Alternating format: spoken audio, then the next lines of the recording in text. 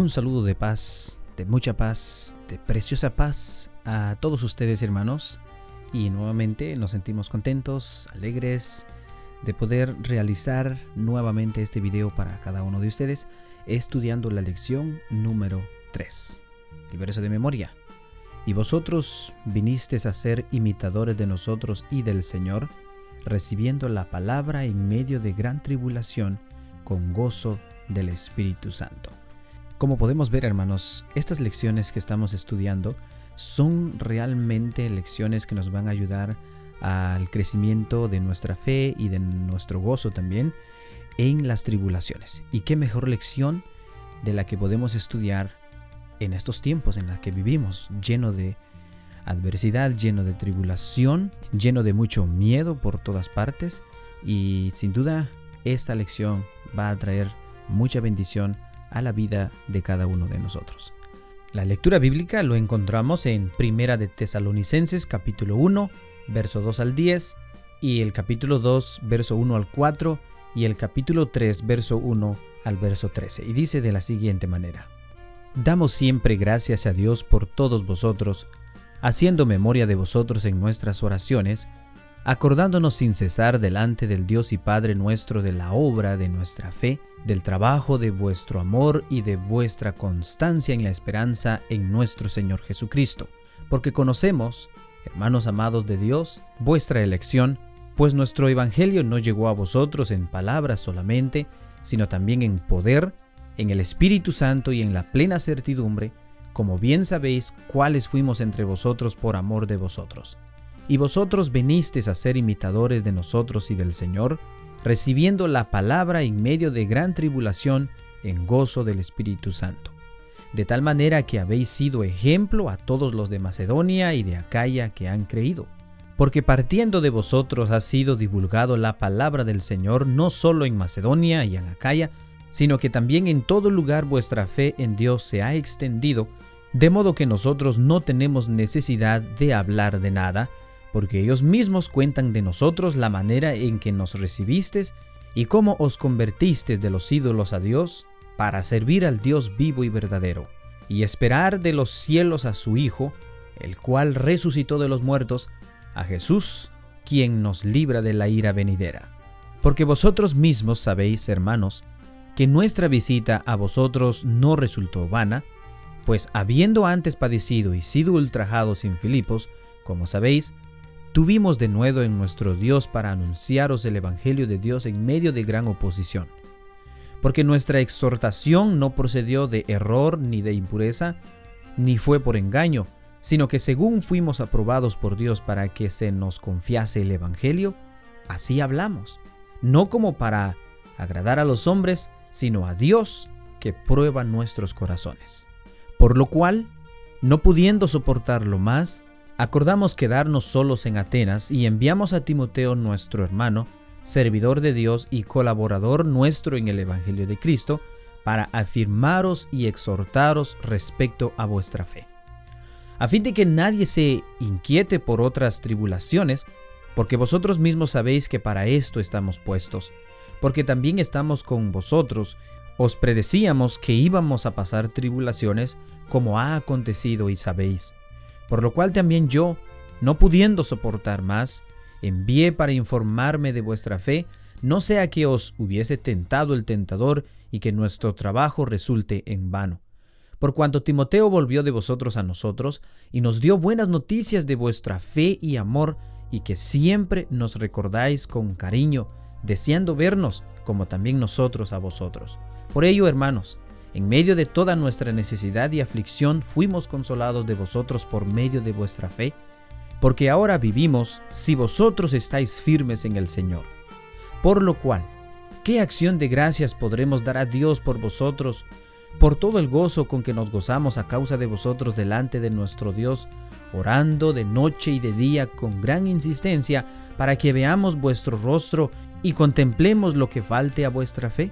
Mas el mismo Dios y Padre nuestro y nuestro Señor Jesucristo dirija nuestro camino a vosotros, y el Señor os haga crecer y abundar en amor unos para con otros y para con todos, como también lo hacemos nosotros para con vosotros, para que sean afirmados vuestros corazones, irreprensibles en santidad delante de nuestro Dios Padre, en la venida de nuestro Señor Jesucristo con todos sus santos. Y esta es la lectura bíblica que nosotros tenemos, una lectura que nos habla de una situación difícil que nuestros hermanos de Tesalónica pasaron, pero no solamente los hermanos de Tesalónica, sino que también podemos contemplar lo que también sufría Pablo por el sufrimiento, por la predicación del Evangelio y también por las tribulaciones que los hermanos en Tesalónica también padecían. Entonces vemos ambos sufrimientos.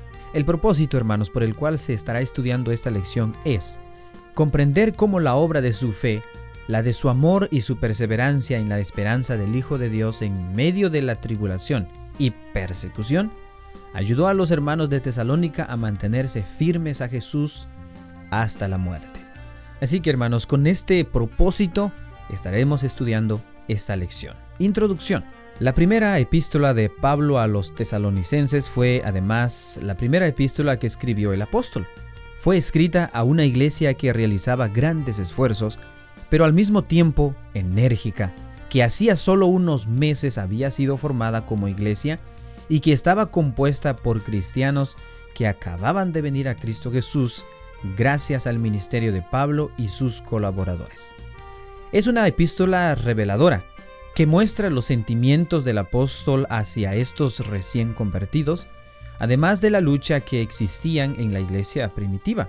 En ocasiones nosotros tenemos unas ideas equivocadas con respecto a los primeros cristianos, considerándoles como personas triunfantes, siempre luchando con valor y obteniendo grandes victorias en Cristo.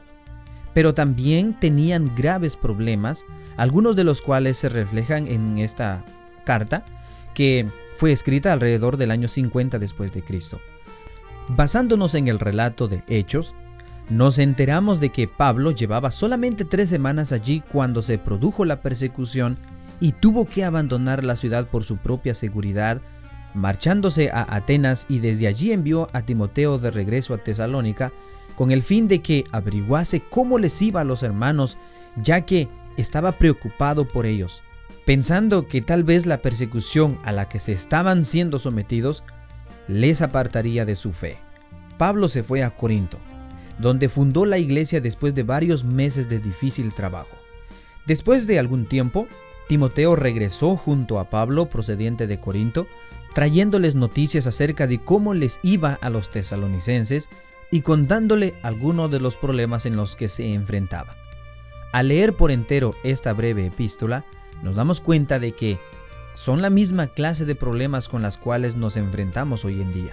¿Les suena familiar a usted estos problemas?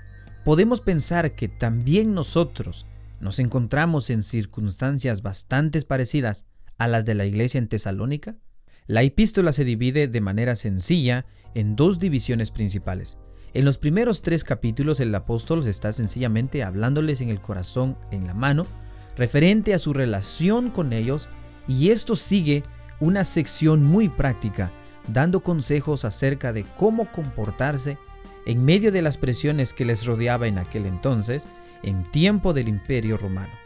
En esta primera sección, Pablo abre su corazón a estos cristianos, temiendo que hubieran podido pensar equivocadamente referente al hecho de que él se marchó de Tesalónica. Venía a ser como si les abandonase a la persecución, por lo que le recuerda que él mismo acababa de pasar por un periodo terrible de persecución en Filipos y que sentía una profunda preocupación por ellos en su corazón. La clave de todo esto está en 1 de Tesalonicenses capítulo 1, verso 2 y verso 3. Damos siempre gracias a Dios por todos vosotros, haciendo mención de vosotros en nuestras oraciones, nos acordamos sin cesar delante del Dios y Padre nuestro, de la obra de vuestra fe, del trabajo de vuestro amor y la perseverancia de vuestra esperanza. Estas 3 cosas caracterizaban a estos creyentes de Tesalónica: la obra de su fe, la de su amor y su perseverancia en la esperanza, que están detalladas con más claridad en un poco más adelante, en la última parte del verso 9, donde leemos: como os convertisteis a los ídolos a Dios, que era la obra de la fe, se volvieron a Dios de estos ídolos paganos a los que habían estado adorando para servir al Dios vivo y verdadero, que era su obra de amor, convirtiéndose en instrumentos a disposición del amor de Dios, y, en tercer lugar, para esperar de los cielos a su Hijo, a quien resucitó de entre los muertos, a Jesús, quien nos libra de la ira venidera. También encontramos la expresión de la paciencia, perseverando en esperanza hasta la venida de su Hijo en los cielos. Resulta interesante que estas cosas formen un breve bosquejo insertado en el texto mismo, para guiarnos a fin de que entendamos estos tres primeros capítulos: la obra de la fe, la del amor y la perseverancia en la esperanza, en los capítulos 1, 2 y 3. Se podría decir entonces acerca de estos cristianos primitivos que se separaron, se desconectaron y agudizaron sus sentidos. Se separaron de la corriente de la sociedad, del mundo en el que vivían, no separándose de él, porque, de hecho, extendieron el evangelio por toda esa región. Se desconectaron de las actitudes y de las estructuras de poder y de los valores del mundo en que vivían y agudizaron sus sentidos en cuanto a la gracia de Dios en Jesucristo, y recibieron la palabra, el evangelio de paz, amor y esperanza. El apóstol Pablo nos está recordando aquí que lo que él decía no eran palabras de hombres, sino que fue, no solo en palabra como dice, también en poder y en el Espíritu Santo. Estos hermanos estuvieron pendientes, esperando con verdadero anhelo la venida del Hijo de Dios. Tenía un motivo para vivir, una razón, y sentían esperanza en medio del mundo sin esperanza que les rodeaba. El capítulo 2 es una maravillosa descripción de la obra de amor, no la de ellos en esta ocasión, sino la de Pablo, y aquí encontramos una maravillosa descripción de su ministerio. Porque os acordáis, hermanos, de nuestro arduo trabajo y fatiga, que trabajando de día y de noche para no ser gravosos a ninguno de vosotros, os predicamos el evangelio de Dios. Sabéis que fuimos como el Padre para sus propios hijos, os exhortábamos, os animábamos y os insistíamos en que anduvieseis como es digno de Dios, que os llama a su propio reino y gloria. Y eso fue lo que hicieron, ya que el versículo 14 dice: porque vosotros, hermanos, llegasteis a ser imitadores de las iglesias de Dios en Cristo Jesús que están en Judea. El capítulo 3 es un relato acerca de cómo Pablo les envió a Timoteo, y este a su vez le contó a Pablo la persecución a que se estaban siendo sometidos, a pesar de lo cual permanecían firmes en medio de todo ello. Y hay también una maravillosa descripción de la paciencia y perseverancia en la esperanza, lo cual les permitía soportar con gozo las tribulaciones y persecuciones durante esos tiempos muy difíciles. Los capítulos 4 y 5 son la sección práctica de esta epístola. Se divide en 4 breves partes que exponen los problemas con los que se enfrentaban esta iglesia.